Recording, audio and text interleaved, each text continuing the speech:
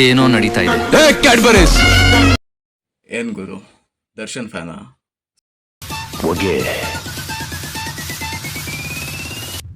ಸಾರಿ, ಏನು ಕಿಚ್ಚ ಸುದೀಪ್ ಫ್ಯಾನಾ? ಹಾಗಾದ್ರೆ ದರ್ಶನ್ ಅನ್ನು ಅಪೋಸ್ ಮಾಡಿದ್ರೆ ಮಾತ್ರ ಕಿಚ್ಚ ಫ್ಯಾನ್ ಅಲ್ವಾ? ನಾನ್ ಪಕ್ಕಾ ಲೋಕಲ್, ರಿವರ್ಸ್ ಆದ್ರೆ ಅಡ್ಡಡ್ಡ ಸೀಲ್ ಬಿಡ್ತೀನಿ. ಸಾಧ್ಯ ಇಲ್ಲ. ಮೇ ಬಿ ನೀನು ಪುನೀತ್ ರಾಜ್ಕುಮಾರ್ ಫ್ಯಾನ್ ಆಗಿರ್ಬೇಕು. ಯಾಕಂದ್ರೆ ಇಬ್ರು ಅಪೋಸ್ ಮಾಡಿದ್ರೆ ಮಾತ್ರ ನೀನು ಪುನೀತ್ ರಾಜ್ಕುಮಾರ್ ಫ್ಯಾನ್ ಅಲ್ವಾ? ಶಿಟ್, ಈ ತರದ ಟ್ಯಾಗ್ ಗಳನ್ನ ನಾನ್ ಕೊಟ್ಟೆ ಅಂತ ಅನ್ಕೊಂಡ್ಬಿಟ್ಟ? ಇಲ್ಲ ಇಲ್ಲ, ನಾನು ಆ ತರ ಎಲ್ಲ ಟ್ಯಾಗ್ ಕೊಡಲ್ಲ. ಬಟ್ ಈ ಟ್ಯಾಗ್ ಗಳನ್ನ ಹಣೆಗೆ ಕಟ್ಟಿಕೊಂಡು ತಿರುಗಾಡ್ತಾ ಇರೋದು ನೀನ್ ಮಾತ್ರ. ಅದಕ್ಕೆ ನೀನು ಹೇಳಿ ಕಷ್ಟಪಡೋದು ಬೇಡ ಅಂತ ಹೇಳಿ ನಾನೇ ವಿಡಿಯೋ ಮಾಡಿ ಹಾಕ್ತಾ ಇದ್ದೀನಿ. ಸೊ 90% ಬ್ಯಾಡ್ ಕಮೆಂಟ್ಸ್ ಅನ್ನ ನಾನು ಎಕ್ಸ್ಪೆಕ್ಟ್ ಮಾಡ್ತಾ ಇದ್ದೀನಿ. ಅಂದ್ರೆ ನಾನು ಪಿಕ್ ಮಾಡಿರುವಂಥ ಟಾಪಿಕ್ ಕೂಡ ಸ್ವಲ್ಪ ಕಾಂಟ್ರವರ್ಷಿಯಲ್ ಟಾಪಿಕ್. ಆದರೆ ಒಂದಂತೂ ವಿಡಿಯೋ ಶುರುವಿನಲ್ಲೇ ಹೇಳ್ತಾ ಇದ್ದೀನಿ, ಈ ವಿಡಿಯೋ ನೋಡಿದ ಮೇಲೆ ಬಹುಶಃ ನಿನ್ನ ಮೈಂಡ್ ಸೆಟ್ ಚೇಂಜ್ ಆಗುತ್ತೆ. ವಿಡಿಯೋ ಶುರು ಮಾಡುವ ಮೊದಲೇ ಹೇಳ್ತಿದ್ದೀನಿ, ಇದು ನನ್ನ ಪರ್ಸನಲ್ ಒಪಿನಿಯನ್ ಮಾತ್ರ. ಯಾರು ಕೂಡ ತಪ್ಪು ಮಾಡಿಲ್ಲ, ಇಲ್ಲ ಅಂತ ಹೇಳಿದ್ರೆ ಅವರಿವರ ಪರವಾಗಿ ಮಾತನಾಡ್ತಾ ಇದ್ದೇನೆ ಅಂತ ಬಿಂಬಿಸೋದಿಕ್ಕೆ ಹೋಗಬೇಡಿ. ಇನ್ನ ಟೈಮ್ ವೇಸ್ಟ್ ಮಾಡೋದು ಬೇಡ. Let's get into the video.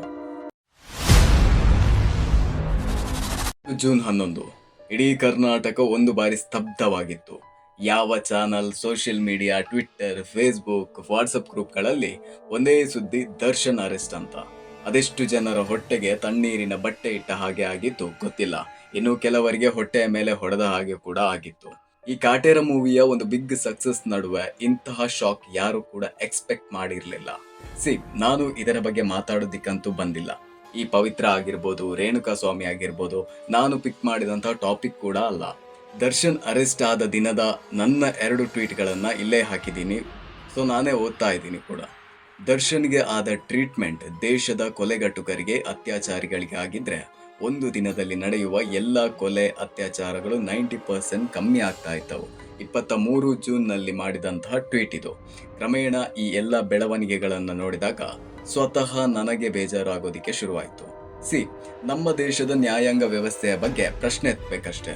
ಎಷ್ಟೋ ಹತ್ಯೆಗಳು, ಅದೆಷ್ಟೋ ಅತ್ಯಾಚಾರಗಳು ಇನ್ನೂ ಕೂಡ ಕರ್ನಾಟಕದಲ್ಲಿ ಇಂದಿಗೂ ಸಿಗದೇ ಇರುವಂತಹ ಸೌಜನ್ಯ ಹತ್ಯೆಯ ರೂವಾರಿಗಳು, ಸಣ್ಣ ಸಣ್ಣ ಮಕ್ಕಳ ಮೇಲೆ ಮಾಡಿದಂತಹ ಅತ್ಯಾಚಾರಗಳು, ಆ ಅತ್ಯಾಚಾರಿಗಳು ಎಷ್ಟು ದಿನ ಜೈಲಿನಲ್ಲಿ ಕುಳಿತಿದ್ದಾರೆ.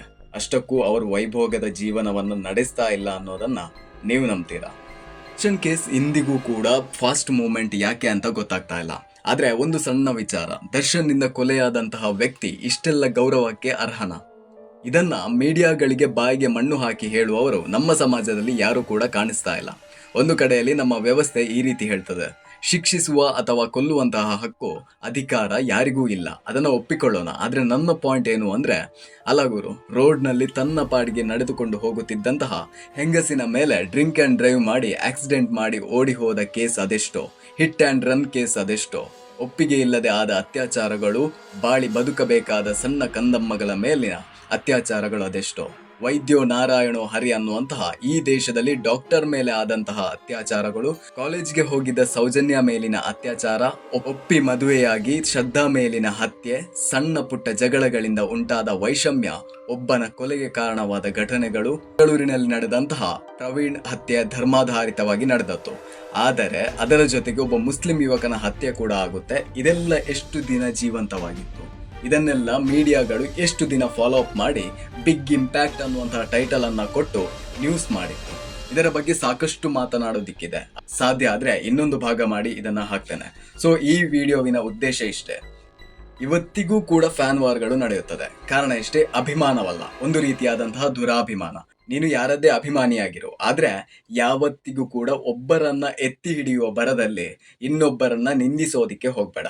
ಪಾರ್ಟ್ 2 ಬರ್ತಾ ಇದೆ. ನಿಮ್ಮ ಭೇಟಿ ಇನ್ನು ಮುಂದಿನ ವಿಡಿಯೋದಲ್ಲಿ. ಧನ್ಯವಾದಗಳು. Like, share, comment, subscribe. My I go now?